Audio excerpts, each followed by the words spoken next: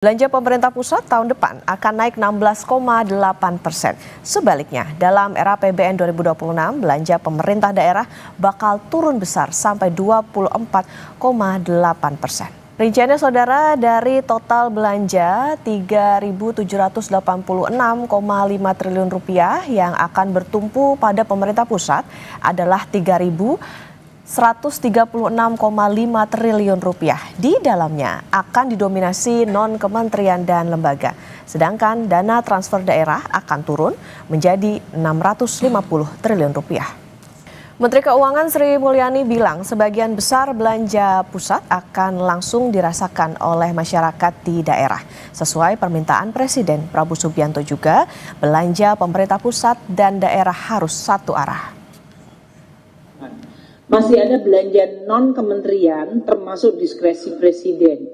Ini termasuk impres jalan dan impres bendungan yang nanti banyak akan menjadi sesuatu sarana atau alat Presiden untuk bisa meyakinkan bahwa daerah-daerah tertentu yang memang perlu bantuan dari sisi pembangunan jalan itu bisa dilaksanakan. Sebetulnya yang langsung dinikmati masyarakat di masing-masing daerah, kan ini sering sekarang beberapa pemerintah daerah menyampaikan, kami membutuhkan untuk membantu masyarakatnya. Masyarakatnya banyak mendapatkan bantuan juga langsung dari pemerintah pusat. Makanya Presiden tadi di dalam pidatonya juga menyampaikan belanja pusat dan daerah harus menjadi satu arah. Itu 1.376,9 triliun sendiri. Ini artinya walaupun pusat yang belanja, yang menikmati adalah rakyat atau masyarakat di daerah-daerah.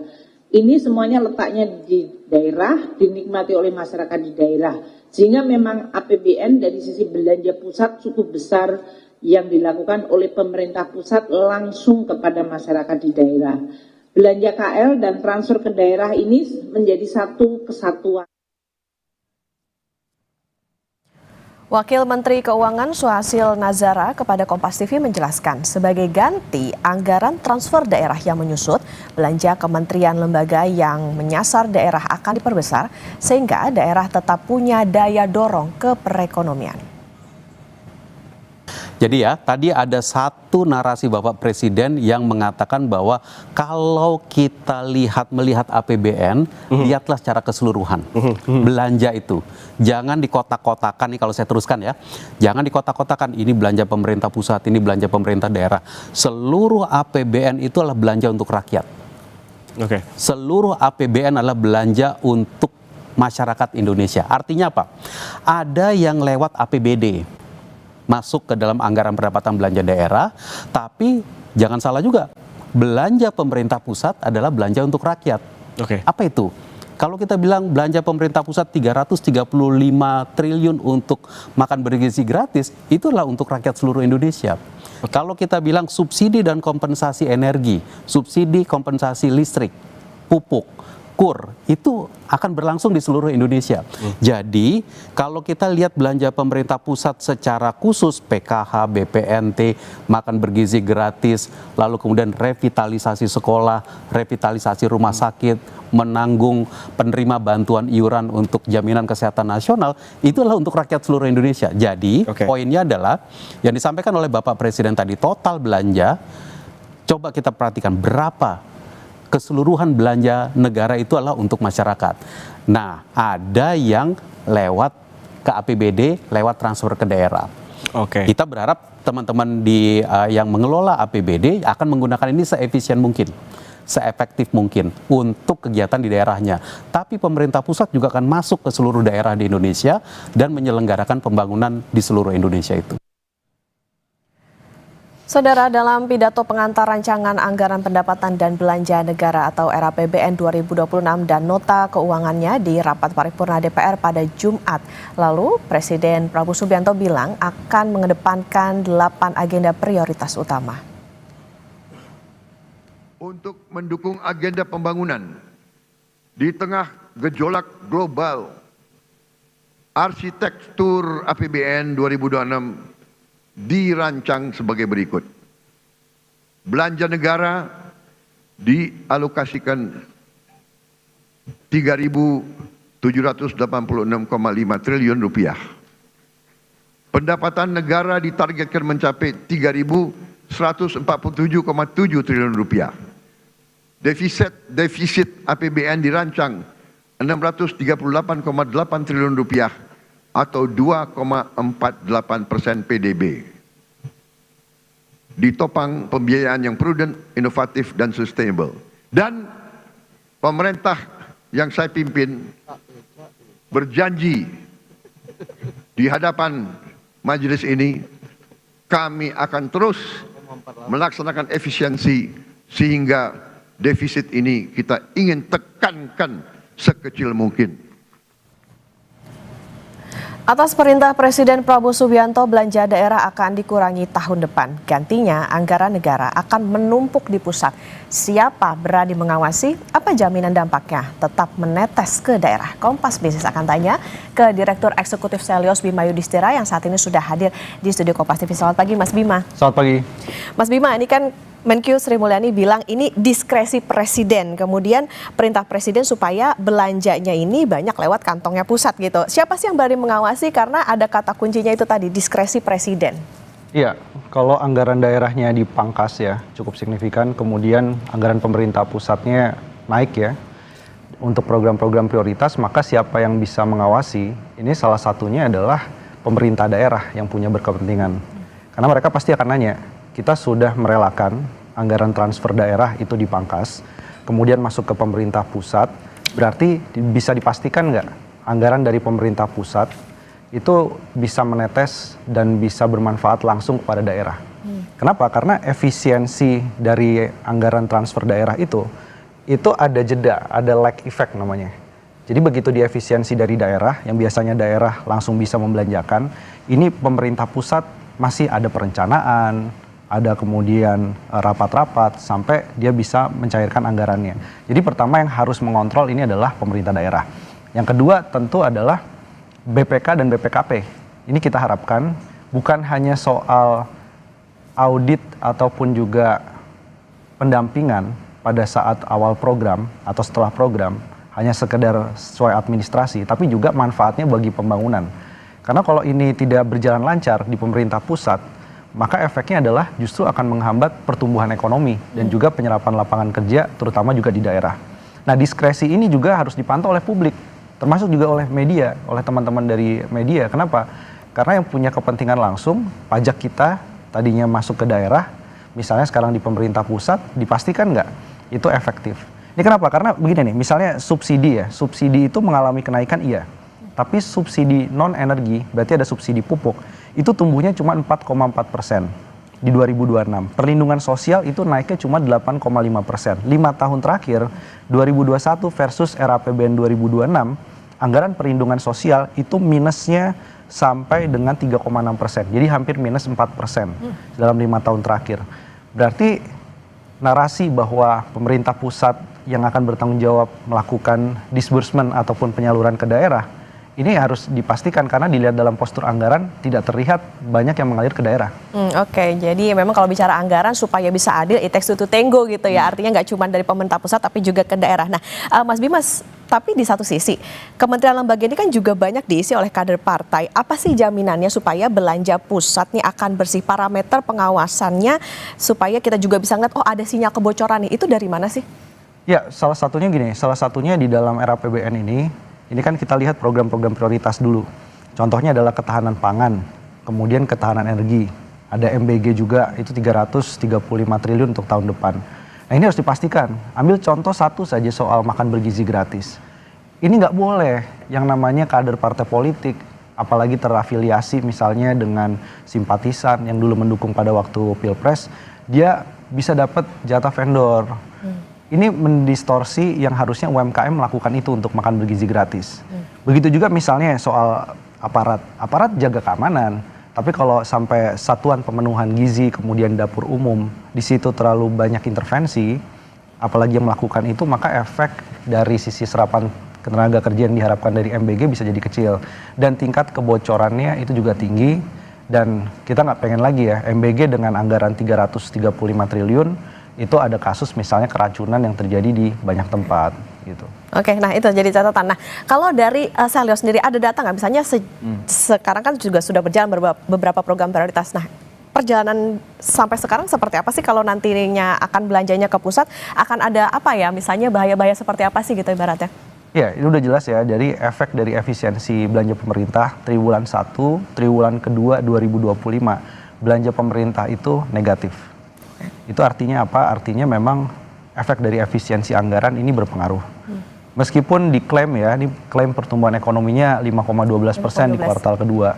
Tapi indikator lain dari konsumsi rumah tangga tidak mencapai angka 5% pertumbuhannya.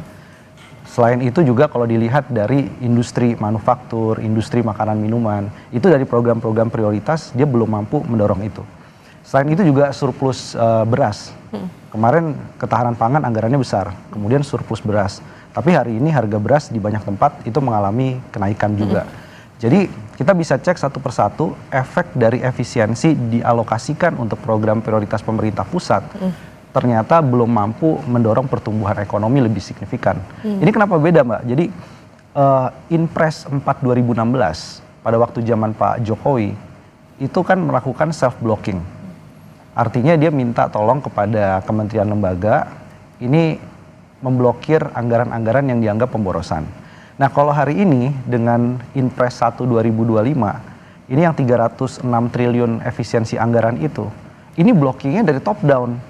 Jadi tidak sesuai dengan kebutuhan blocking anggaran dari kementerian, lembaga atau Pemda. Yang terjadi dengan Inpres 1 2025, pemerintah bisa klaim menghematnya 300 triliun. Tapi efek yang ditimbulkan ke daya beli, pertumbuhan kredit, kemudian kendaraan bermotor juga turun, itu ada efek samping. PHK di sektor akomodasi, di makanan minuman di banyak daerah, itu sebenarnya sinyal bahwa kalau ini terus dilanjutkan, model anggaran diserap ke pusat, efisiensinya di daerah, efeknya adalah negatif terhadap banyak sektor. Oke, berarti yang jadi pertanyaan adalah soal bagaimana ini kok udah efisiensi tapi nyatanya nggak ada dampak yang signifikan. Nah, tapi Mas Bima, efisiensi daerah ini kan juga pernah dilakukan di akhir era Presiden Jokowi. Apa sih bedanya dengan yang saat ini? Iya, pada saat itu kan self blocking pada era Pak Jokowi. Jadi kalau ada kementerian lembaga, dia memblokir, dia bisa meminta revisi di Pak anggaran. Dan bisa mengirim surat ke Kementerian Keuangan, ternyata anggaran rapatnya masih dibutuhkan, tolong dibuka dong. Itu di era Pak Jokowi. Nah, kalau sekarang enggak. Sekarang levelnya Presiden memerintahkan dengan Inpres 1 2025 itu untuk melakukan blokir anggaran. Jadi benar-benar tidak bisa diakses oleh pemerintah daerah. Jadi efek efisiensinya, kita pernah melakukan, Pak Jokowi itu 2 kali melakukan efisiensi anggaran. 50 triliun, 50 triliun. Tapi era Pak Prabowo nominalnya lebih besar, 300 triliun. Kemudian modelnya tadi bukan self blocking tapi langsung instruksi dari atas. Dibabat gitu ya. Bima, defisit 2,48. Mampukah dijaga dengan belanjanya lumayan jumbo nih, 3.780,5 triliun. Meski dengan catatan jaga defisit juga tapi tanpa tambahan utang, yaitu pakai SAL. Nah, ini yang menarik nih, karena SAL ya, sisa anggaran lebih itu artinya pemerintah pusat sudah mengalokasikan anggaran yang besar, terutama untuk program-program prioritas. Contohnya kejadian di 2025, ini kan anggaran untuk makan bergizi gratis naik terus. Jadi 71 triliun, ada pencadangan 100 triliun. Totalnya 171 triliun. Sampai bulan Mei, kalau tidak salah, itu pencairannya hanya 7%. Jadi artinya apa? Artinya anggaran pemerintah pusat semakin gemuk, dia mengorbankan dari transfer daerah. Begitu di pemerintah pusat, untuk menjaga defisit tadi tidak terserap. Jadi serapannya rendah. Hanya untuk pemerintah bilang bahwa utangnya tidak akan meningkat signifikan, kita pakai sisa anggaran lebih atau saldo anggaran lebih. Tapi ini membuat apa? Membuat alokasi anggaran yang sudah ada berarti tidak menetes secara efektif, optimal. Dan selain itu juga pemerintah untuk anggaran di awal biasanya melakukan penarikan utang baru untuk tahun depannya. Jadi kalau 2026 era APBN, ini bulan-bulan November, Desember, itu peningkatan utang baru untuk pembayaran tahun depan, untuk belanja tahun depan. Udah narik utang, tapi serapannya rendah. Ini nggak sehat sebenarnya. Jadi hanya untuk menjaga defisit, bisa nggak di bawah 3%? Bisa. Tapi efek kepada ekonomi, terutama di daerah yang jadi korban efisiensi, itu menjadi sangat kecil efeknya. Itu jadi kayak gali lubang tutup lubang nggak sih Mas Bima, bisa dikatakan demikian? Oke, Mas Bima, tadi kalau misalnya dikatakan itu soal bagaimana menetes ke daerah, Tapi apa yang harus dipastikan supaya belanja pusat ini tetap ada trickle down effect-nya, tetap menetes ke daerah. Misalnya kan MBG ini kan juga udah melibatkan belum sih UMKM lokal ke tiap daerah. Kita jangan nggak usah ngomongin subsidi anggaran lah, karena subsidi BBM dan listrik itu kan tetap mengalir ke daerah. Karena dari zaman dulu pun juga demikian. Ya, jadi banyak program-program yang kita lihat nih di daerah itu ada diskoneksi. Jadi pusat maunya kan sentralisasi fiskal. Semua dimasukin ke pusat sebagian besar. Pemerintah daerah bukan tidak dapat katanya kan, itu dapat secara tidak langsung. Tapi faktanya, apa yang dilakukan dari sisi perencanaan MBG, kemudian food estate, itu banyak pemerintah daerah, mulai dari di Jawa sampai di Papua, itu pemerintah daerah merasa bahwa satu, mereka dilibatkan secara pasif. Yang kedua, karena proyeknya pusat, semua yang mengatur perizinan, pemilihan dan lain-lain itu dilakukan oleh pusat. Jadi trickle down effect-nya kecil. Nah, satu lagi yang kita lihat dari susunan RAPBN 2026, yang menarik adalah alokasi belanja lainnya. Ini belanja-belanja yang tidak didefinisikan secara detail untuk ketahanan pangan, untuk pertahanan juga. Sebagian yang tidak didefinisikan, itu angkanya meningkat 50,4%. Jadi 488,8 triliun untuk 2026. Artinya apa? Artinya bagaimana bisa memastikan Pemda terlibat, memastikan masyarakat di daerah, vendor-vendor daerah terlibat dalam program prioritas, kalau alokasi anggaran yang tidak didefinisikan detail, transparansinya kecil, ini anggarannya naik 50%. Dan ini baru terjadi dalam 1-2 tahun terakhir.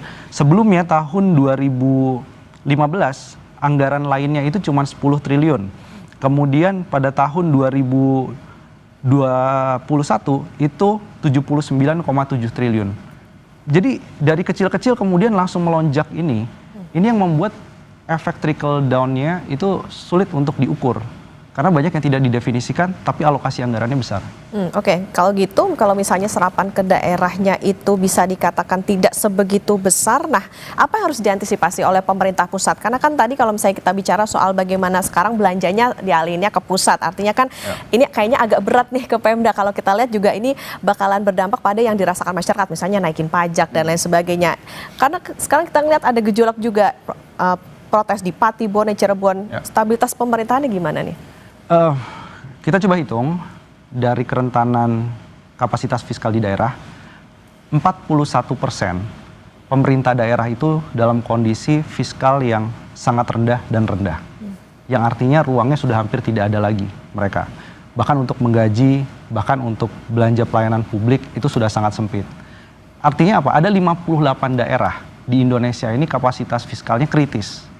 Nah, ditambah dengan adanya efisiensi anggaran dan juga pemangkasan transfer daerah signifikan, ini Pati hanya puncak gunung es di banyak daerah. Ini kita punya listnya, mulai dari daerah Sumatera, itu salah satu yang paling banyak, Aceh, kemudian Sumatera Barat, ada Lampung juga, sampai kemudian di daerah Sulawesi. Itu daerah-daerah yang punya kapasitas fiskal yang rendah. Di Jawa ada Kabupaten Purbalingga. Itu juga salah satu yang harus dimonitor, karena dengan kapasitas fiskal yang kecil, yang dilakukan adalah menaikkan berbagai retribusi dan pajak. Itu yang paling instan. Tapi kita bilang gini, bisa nggak pemerintah daerah dan pemerintah pusat itu harus secara kreatif. Kalau memang ingin tetap melakukan efisiensi, tapi penerimaan pajaknya tidak berdampak negatif. Kita nggak ingin agar UMKM itu dipajakin, itu bukan itu, dipajakin lebih tinggi.